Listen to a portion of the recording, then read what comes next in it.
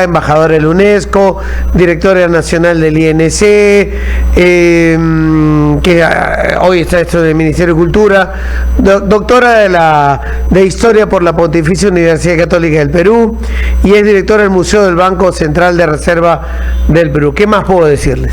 Bienvenida. ¿Qué tal, Fernando? Buenos días, gracias por estar aquí. Nos conocimos al inicio de la campaña. Así es, brevemente. Porque Avanza País comenzó su campaña en Tacna y efectivamente anoche hicimos una fiesta con el general Williams y con la plancha presidencial aquí en Tacna. Ciudad por la que ayer el general mostró un cariño especial y yo también, yo he estado en Tacna muchas veces. Yo tuve el privilegio hace muchísimos años de entrevistar a los dos últimos plebiscitarios. A mí me interesa mucho ese tema y además yo quisiera convocar a todas las personas que ven este programa y que te escuchan, que comiencen a preparar los corazones, porque en el año 29 Tacna tiene que celebrar con pundonor y con respeto y por supuesto con dolor, pero también con alegría los 100 años de la reincorporación, ¿no? Y sabe usted, doctora, que sentimos que no hemos sido atendidos en estos 100 años por los casi 50 de cautiverio, que estamos relegados en la cola de desarrollo, progreso de nuestro país, pese a ser una región fronteriza, costera, que incluso ha sufrido la mutilación de su costa producto de la propia resolución de la Haya también, que fue favorable para el país, pero que nos dejó a nosotros prácticamente con una costa seca. ¿Por qué pasa eso? ¿Por qué el Perú no, por lo menos el pregunto así, no nos mira como para hacer un punto y eje de desarrollo? Sí nos reconocen lo heroico, los patriotas, pero no nos retribuyen en manera de decir, acá se tiene que generar desarrollo y progreso. Mire, Fernando, yo tengo una visión bien particular a ese respecto, ¿no? Yo sí creo que Lima tiene que retribuir a la provincia, porque en los primeros años del siglo XX, Lima, que era una pequeña ciudad, se hace grande gracias a las provincias.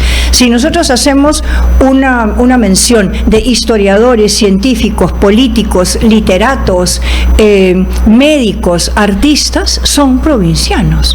Y Lima se enriquece con la provincia y definitivamente no le ha devuelto a la provincia todo lo que la provincia en términos generales le dio.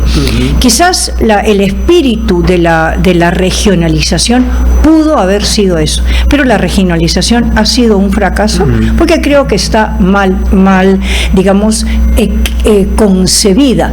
El Estado peruano es unitario y la redistribución ni de los cánones, ni de lo que entra a las regiones, ni la gestión en casi todos los casos de los presidentes o de los gobernadores regionales ahora ha sido tan eficiente.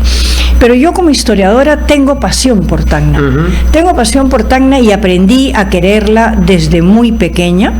Tanto así que en septiembre de este año vamos a venir con el concurso número 30 del Patronato Plata del Perú, que se va a realizar por segundo año consecutivo, por segunda vez en Tacna. Yo tuve el privilegio también inmerecido, claro, porque eso es lo que te da la edad, ¿no? O sea, seguramente cuando mis nietos sean grandes dirán, yo conocí a una persona que era conocida, pero bueno, yo tuve el privilegio de trabajar algunos días, poco, con Basadre. Estaba muy al final, y yo era una chiquilla, y entonces conocer a esas personas, acercarte a esos tótems del saber, ¿no? Te va marcando la vida. Como ahora yo quisiera que los electores sientan que tienen la posibilidad de ser representados por un héroe nacional como Williams, que no es un cualquiera, que no es un corrupto, que no es un ladrón, que es un hombre que tiene la posibilidad de mostrar las manos limpias y llenas de acción a favor de la patria. Yo sí quisiera hacer una campaña para que el propio Tacna se prepare espiritualmente para esos 100 años. ¿Por qué?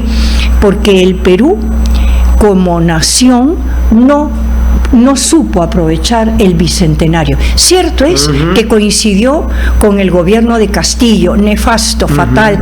El propio señor Castillo no tenía ninguna capacidad, a pesar de decir que era docente, de coger el tema del bicentenario en beneficio de gestar un punto de unión para el país, ¿no? Lo que debió haber sido un punto de unión fue un momento de crisis política que vivió el país. Pero yo creo que en este momento, si nos preparamos bien para el año 29, Tacna tiene que lucirse como ese faro de historia, faro de resistencia y una posibilidad de que norte, centro y sur veamos lo terrible de la guerra, porque la guerra es una fractura que todavía nos duele, ¿no es verdad? Pero no solamente la resistencia, la obligación del Estado, de la nación y del gobierno de turno con Tacna. ¿Hemos fallado en estos 200 años en generar una verdadera nación? No, yo tengo también una visión particular. Yo creo que 200 años termina siendo el inicio de la adolescencia. Ya. O sea, estamos formando recién un concepto de Estado. Lo que sucede es que como en este momento nos sentimos en la mitad del huracán, creemos que no vamos a salir de este hoyo. Pero no hay posibilidad en la historia de que las crisis duren más de lo que está durando la nuestra. Pero entonces, el Perú tiene cada cierto tiempo crisis permanentes y estallidos. Es que no hemos entendido el sentido de responsabilidad personal y colectiva, ¿no? Y una de las razones por las que yo me he metido en política, siendo yo más bien del mundo académico, ¿no es verdad? Es porque sí creo que la academia tiene mucho que aportar y sobre todo tiene que alertar y llamar la atención, y desde el Senado ser una voz o un ente, el Senado, de reflexión. Y sí hay mucho que hacer al respecto. Yo no creo que el Perú esté en el peor de sus momentos, hemos tenido peores, pero eso no es un consuelo. O sea, tenemos que superar la crisis para de verdad tener la esperanza de crear un país justo, que sea igual para todos. A mí lo que me importa fundamentalmente es, por ejemplo, salud y educación. No hay salud para todos y no hay una educación ni para todos ni que sea igual para todos. En Lima, si uno tiene la desgracia de llegar a una universidad de esas que no merecen el título de tal, puede obtener un cartón que luego no le es reconocido en la mayoría de los espacios de la sociedad. O si uno tiene que estudiar en una población lejana a las capitales de provincia, esa educación no lo hace competitivo y eso tiene que terminar, tiene que terminar. ¿Y cómo hacemos para cambiar eso? A ver, el Senado, donde yo aspiro tener una curul encabezada siempre por el general Williams, yo creo que nosotros tendremos que ser una bancada no solamente reflexiva, sino que no permita que afloren ni se afiancen leyes que vayan en contra de los intereses de la mayoría de la nación. Y esa es un poco la ventaja de la bicameralidad. La bicameralidad va a proponer al Perú una manera nueva de hacer política.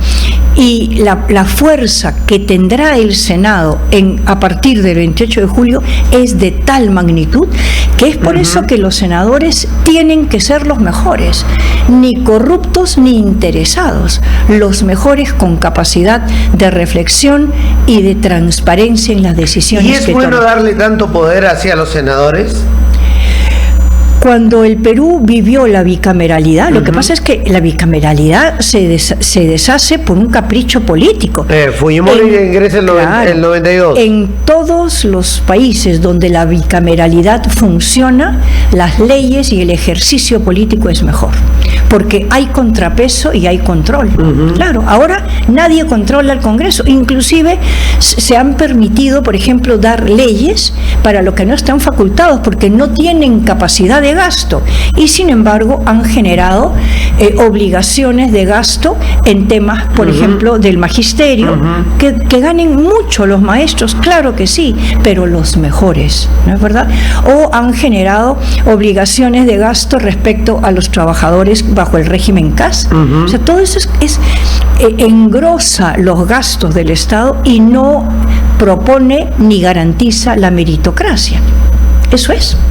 Ahora, pero, ¿y se puede cambiar eso? ¿Usted estaría de acuerdo con que, por ejemplo, ciertas cosas que el Senado se le ha dado como facultades sean cambiadas, se retroceda? No, yo estoy apostando a ser parte de un Senado cuyas condiciones, cuyo reglamento y cuya ley conozco. Ya. Entonces, aparte de que hay que decirlo claro, ¿no es verdad? El Senado no tiene iniciativa legal. Ya. Entonces, si llegara al Senado una ley de diputados que dice recortemos las pautas del Senado, es evidente que eso no va a progresar. Ya, pero usted está aspirando a un Senado como el que teníamos entre el 85, 90, 90...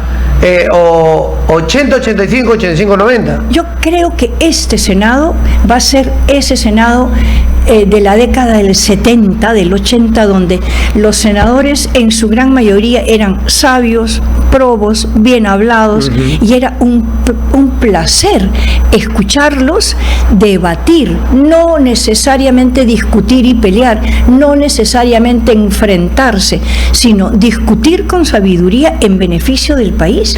Eso va a depender primero que votemos bien. Bueno, aquí estoy yo pidiendo el voto de los tacneños. Recuerde, había un Luis Alberto Sánchez, un Armando Villanueva, un Felipe Osterling, un Ramiro Boy del Villar, un Jorge del Prado, un Javier Descanseco, etcétera, de diversas tendencias políticas, pero con una forma de plantear, expresar sus ideas y defenderlas y de voluntad de servicio. Ninguno de ellos, de ninguna tendencia, pudo haber sido ni fue jamás acusado de prevaricato, de corrupción, de coima. No, es que tener un cargo público, y yo me he paseado por muchos momentos de mi vida en el sector público, servir es una palabra que tenemos que tener grabada en el corazón, en la conciencia, ¿no? Ahora, justamente menciona servir.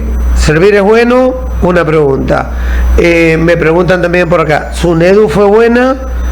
Una pregunta. ¿El Senado debe continuar eligiendo o manteniendo la cantidad de miembros del Tribunal Constitucional o debería ampliarse los miembros del Tribunal Constitucional? Tercera pregunta. Ya, vamos por partes. Respecto al Tribunal... ¿Servir, SUNEDU, TC? Ya, pero primero SUNEDU, ¿no?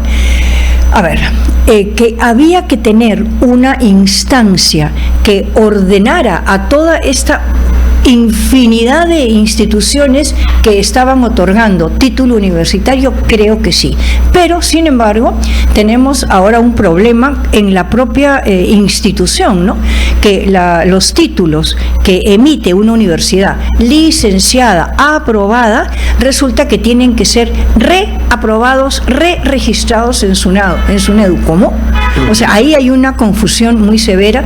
Creo que Marcela lo dijo muy bien y yo lo reitero, es que en el Perú no nos faltan leyes, nos sobran leyes.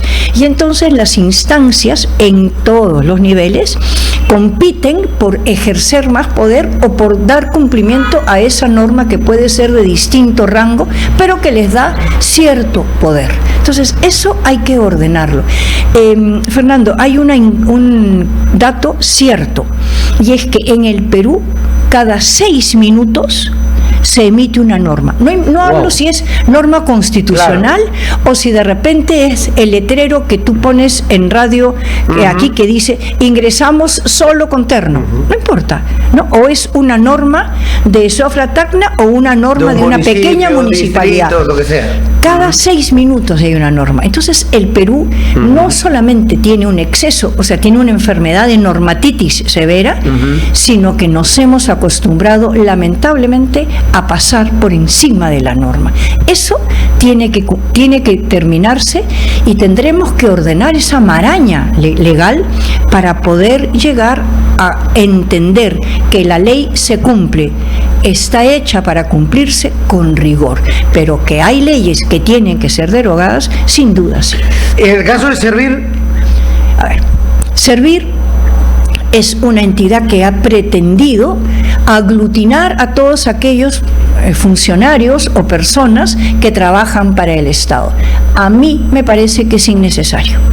Yo, Cecilia Bácula, creo que no es una instancia necesaria. Pero, bueno, hay que evaluar. Es que todo el Perú está por hacerse.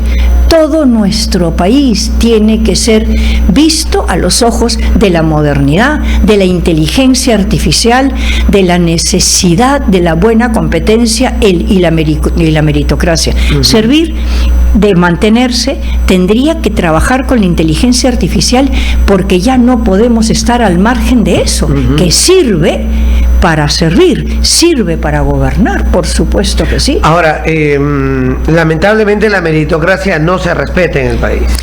Estamos viendo, por ejemplo, desde temprano, el allanamiento como a 35 o 25 personas del círculo de Jerí, todas las que conseguían sus contratos en el Estado, luego reunirse con el expresidente. Ahora, yo pertenezco fundamentalmente a dos instituciones, ¿no? A la Universidad Católica, donde sigo siendo docente, y al Banco Central de Reserva, donde estuve 30 años. Entonces, en ambas instituciones, la meritocracia es una realidad. Entonces, para mí, sí es una posibilidad, sí es una actitud beneficiosa y sí es una conducta en donde la sana competencia obliga a que los ascensos, a que el reconocimiento sea producto de lo que tú aportas, de tu cumplimiento, no del cumplimiento, sino del sano cumplimiento y de tu esfuerzo personal. Entonces, sí se da. Hay chicos que se queman las pestañas en la universidad, salen y no encuentran oportunidades porque por tarjetazo hay gente que entra a ocupar los principales puestos. Bueno, ¿de qué universidad vendrán esos chicos? Porque son universidades que realmente engañan a la población. Eso de todas maneras. En mi experiencia en el sector cultura, donde estuve varios años, eso no se daba. No se daba porque yo creo que todavía no ha habido la persona que se me acerque a pasarme una tarjeta. No creo que me tienen un poco de susto, como tengo así un poco de mal genio y de buen carácter en el sentido pero sí es una realidad. Que mucha gente entra con el tarjetazo en la administración pública. No en donde yo... No, yo no lo digo por usted, pero... pero sin duda. Los niveles de corrupción que hay en el país son tan elevados. No, es terrible. Pero es que la corrupción tiene que castigarse. Quien sufre, es producto, porque sufre la corrupción, tiene que denunciarla. Para eso están programas como este. Para eso estás tú como periodista probo, como periodista sin miedo. O sea, hay que denunciarlo, ¿no? Porque me han quitado el trabajo, esto es, hablo en una posibilidad, me han quitado el trabajo porque vino otro que lo merece menos, pero entra por un tarjetazo. Pero hay que denunciarlo. O sea, es que esto es terrible, porque además desmoraliza al que merece, ¿no? Y empodera al infeliz. Así es. Eso viene sucediendo. Me escribe por acá de la Sociedad de Señoras. Saludos a la doctora Cecilia, me alegra que esté aquí. La recuerdo cuando nos entregó la resolución de patrimonio cultural a la procesión de la bandera. Claro que sí, esa la firmé yo y la traje un glorioso 28 de agosto, donde tuve el privilegio de desfilar con las señoras, cargar la bandera y de verdad sentir que aquí la patria se vive de una manera muy particular, muy especial. Me quedó una inquietud. ¿Qué es el Patronato Plata? El Patronato Plata del Perú es una entidad sin fines de lucro que agrupa a los productores de plata para beneficiar a los orfebres plateros. Hace 30 años hay un concurso nacional que convoca a plateros, orfebres, joyeros, filigranistas de todo el país, y se le convoca con unas pautas que están, en la página web del patronato. Se reúnen las piezas que ellos proponen para cada concurso y se hace descentralizado. Hace 30 años que se entregan no solamente dinero en efectivo, sino plata en granalla, plata pura. Entonces hemos hecho ya en Tacna en una oportunidad, y en septiembre estaremos nuevamente acá.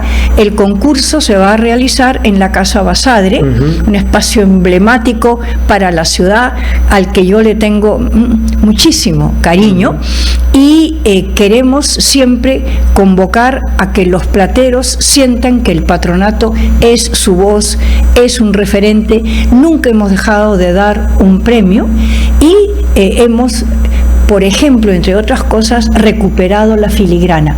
Hace 30 años en el Perú había en Huamanga, Ayacucho, un filigranista, uno solo, uno.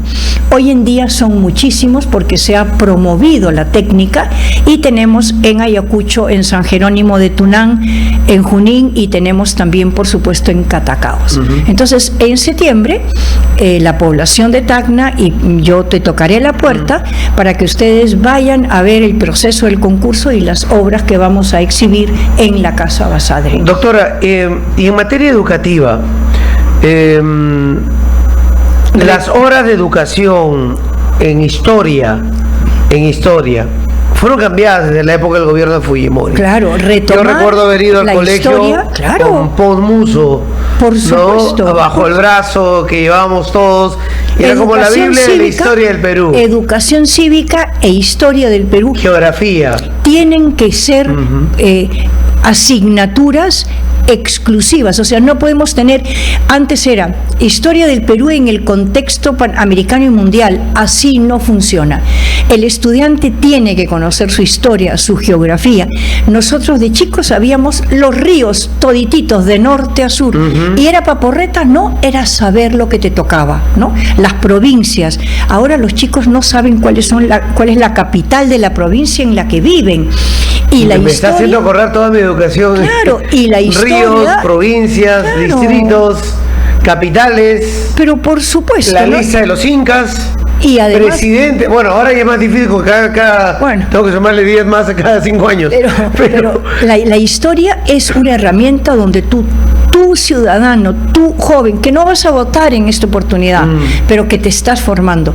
La historia te ayuda a encontrar tu identidad, a encontrar esos elementos que te amarran, te unen a tu pasado, te hacen sentir orgulloso, te crean sentido de pertenencia.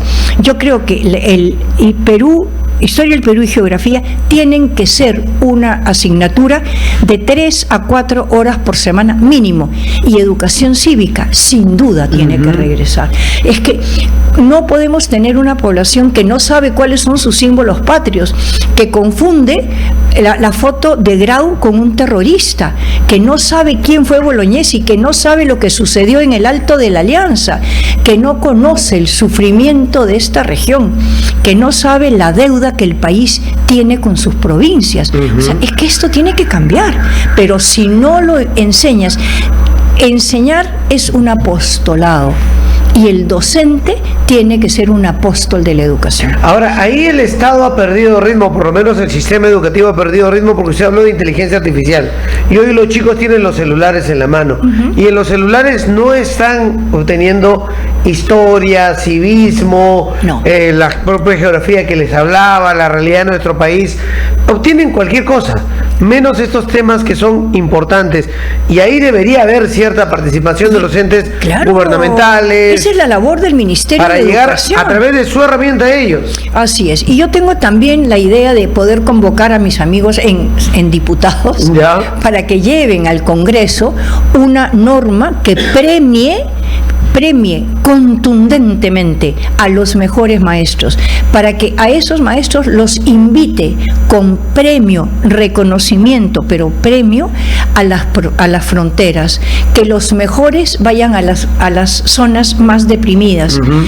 Es que es como un servicio del CECIGRA, ¿no es verdad? O sea, tiene que haber un reconocimiento al mejor, y que trabajar en los sitios deprimidos, en fronteras, no sea un castigo, sea un premio, sea realmente la cumbre de tu carrera, porque eso es como tenemos que cambiar la educación. Eso no sucedía en el pasado. Yo recuerdo haber entrevistado una vez a un director que era del Cusco, había nacido en Cusco, había estudiado para profesor, y se había reunido con Belaúnde, si no mal no me equivoco, con todos los egresados de educación, y le decían: a usted lo encomiendo Tacna, va a trabajar usted a Tacna.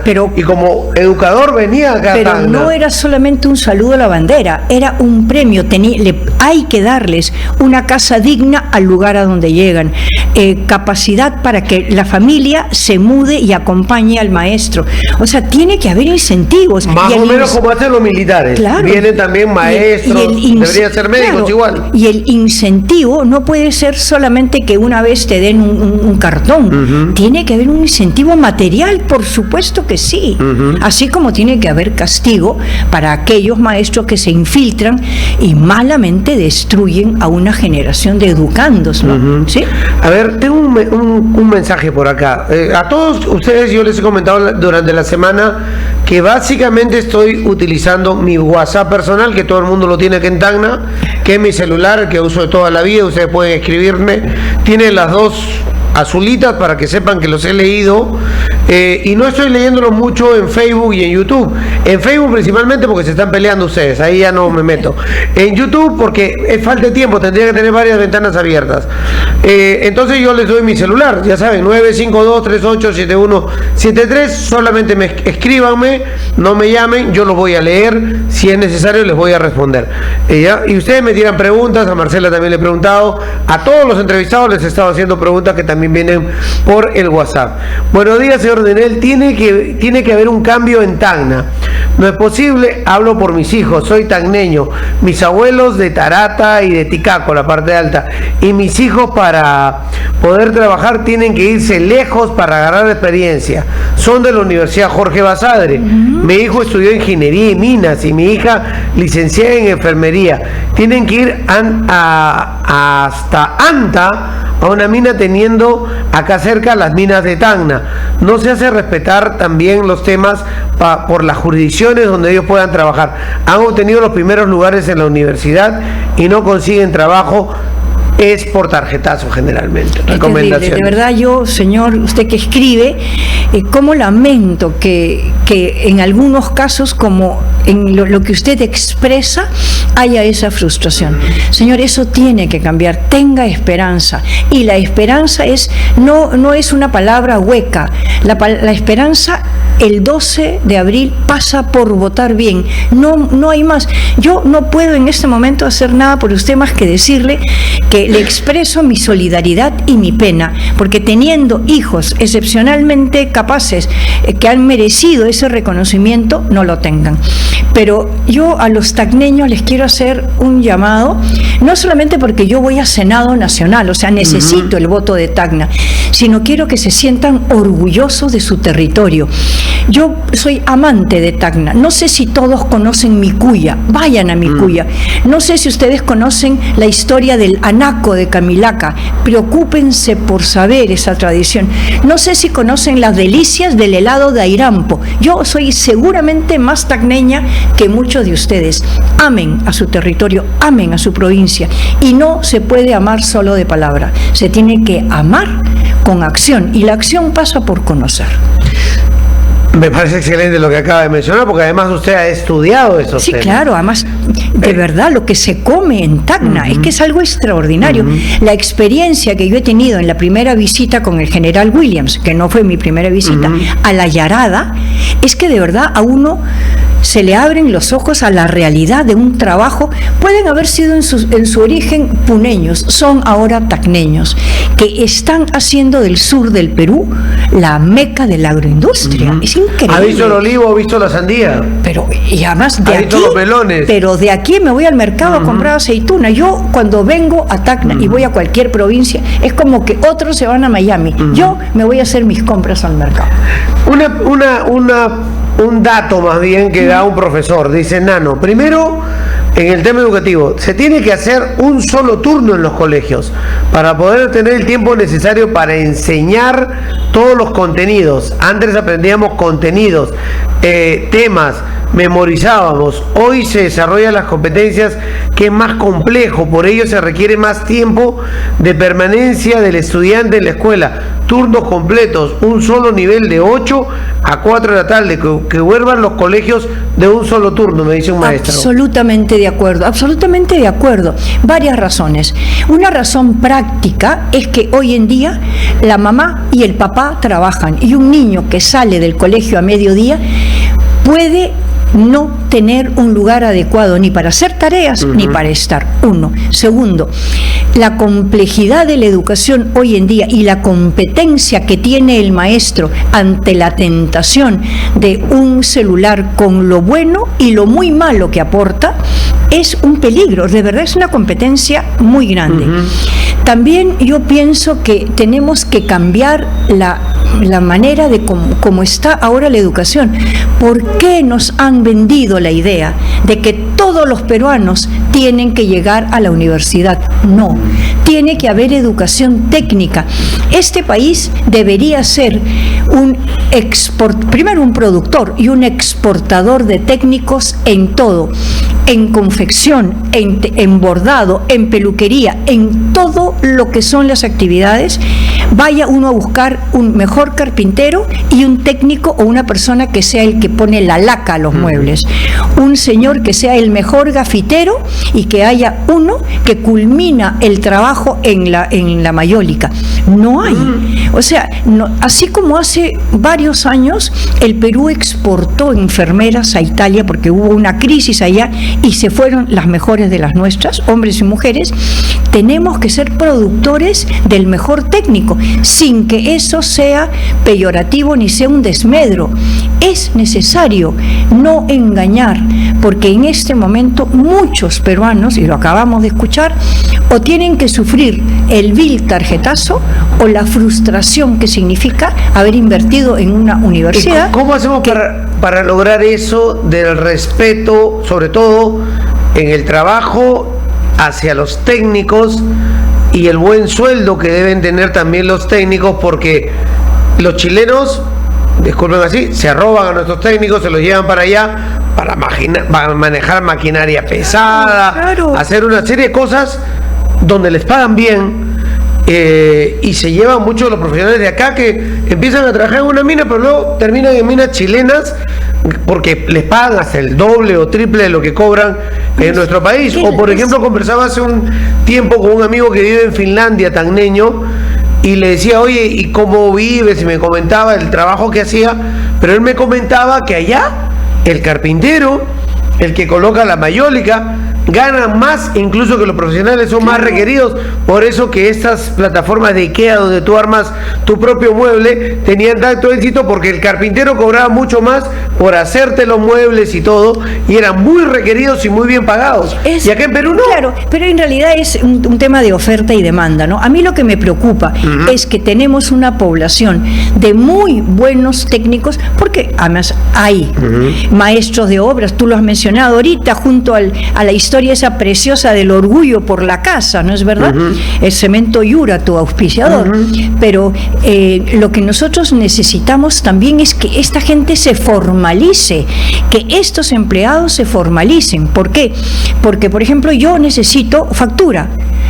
Esta empresa, esta radio necesita factura, y necesitamos que todos los peruanos accedan a la seguridad social, de la salud y por supuesto al beneficio de la jubilación. Entonces hay que formalizarnos. Que me van a cobrar impuestos, todos tenemos que pagar impuestos, todos, o sea, es una necesidad. Sin robo, por supuesto, sin exceso, por supuesto, ¿no? Pero hay que formalizar este país. Tengo una última pregunta que llega por acá y dice, dentro de su programa o dentro de sus propuestas, ¿podría tomar en cuenta el tema de las poblaciones rurales de frontera? Porque se están despoblando e incluso las instituciones educativas están cerrando por falta de alumnado en zonas de frontera. Una de las propuestas del general Williams es trabajar mucho las fronteras. Es, creo, su visión de militar que ha recorrido el país y su propia visión profesional. Tenemos que hacer de las provincias las mega maravillosas y seguras ciudades. Perdonen, pero necesitamos fortalecer a Tacna, fortalecer a Puno y Tumbes. No es posible que nosotros estemos en Tumbes y pasemos a como un universo moderno cuando cruzamos la frontera. No, esto no puede seguir así. La frontera tiene que ser respetada, la frontera tiene que ser digna. La frontera es tanto o más que la capital. Para pasar de Arica a Tacna, 4 horas. En el complejo fronterizo de Santa Rosa. Claro, qué barbaridad. O sea, así queremos turismo, así atendemos al turista, y es el segundo punto de ingreso nacional del país. Y hablemos de turismo antes que me vaya. Sí, sí, sí. Por favor, Tacna tiene maravillas para explotar. Pero explotar esas maravillas significa cuidar, proteger, defender, conocer. El anaco de Camilaca está a punto de desaparecer. ¿Por qué? Porque las mujeres no encuentran el incentivo de usar esa prenda frente a un cómodo blue jean. Entonces hay que defender ese patrimonio. Yo soy una enamorada de Camilaca. Entonces, y es muy lejos, hermoso. Y es lejitos. Sí, sí, y tiene su altura. Claro. Fernando, ¿podría preguntarle a la doctora Bácula para que escuche la gente cómo ella desde el Senado apoyaría en el crecimiento turístico de Tacna, teniendo ella tanto conocimiento de nuestra región? Bueno, ya nos ha dado recomendaciones, pero ¿en qué nos apoyaría? Esta persona, este ciudadano que nos escribe, muy importante. Primero, los tacneños tienen que conocer, tienen que saber que hay una oferta, que tienen que trabajar, eso es uno. Pero también recordarles que en el Senado nosotros no proponemos leyes, lo que podemos es conversar con los hermanos diputados, ¿no es verdad? O sea, porque vamos a hacer una hermandad y hay que conversar. Y yo sí quisiera apoyar con mucha fuerza aquellas leyes que están orientadas a los que son mis temas propios de interés y de capacidad. Y el turismo está dentro de ella. Dentro de Avanza País, reforzar las fronteras implica posicionar esas riquezas fronterizas. Ahora, hay un tema también ahí en el tema que es histórico, nuestras raíces, es no perder nuestras identidades. Claro. Se van perdiendo de generación en generación, no se van pasando. Incluso lo que dice el caballero de esto de que la migración hace que se cierren los colegios. Estamos perdiendo todas nuestras tradiciones que tenemos en los pueblos de nuestra región. Y además, de verdad, por ejemplo, tú no te das cuenta, porque tú hablas con un dejo maravilloso que yo admiro, ¿no es verdad? Como los arequipeños, como los puneños, como los piuranos, eso no se puede perder, ¿no? O sea, son elementos que te identifican cada uno rápidamente y que tenemos que construir. La Meca no está fuera del Perú. El futuro está dentro del Perú. Migrar no es una opción que asegure éxito. El éxito está acá en el Perú. Gracias, doctora, por acompañarnos. Gracias, Fernando. Nos vamos a la pausa. La doctora Cecilia Bácula nos ha acompañado. Les recuerdo, es el número 4 de Senado Nacional. Si la pueden poner en pantalla. Saque el micrófono, doctora, para que la vean. El 4 de Senado Nacional, de Senado Nacional. 4 de Senado Nacional nos ha acompañado el día de hoy aquí en la cabina de Radio 1. Pausa y regresamos.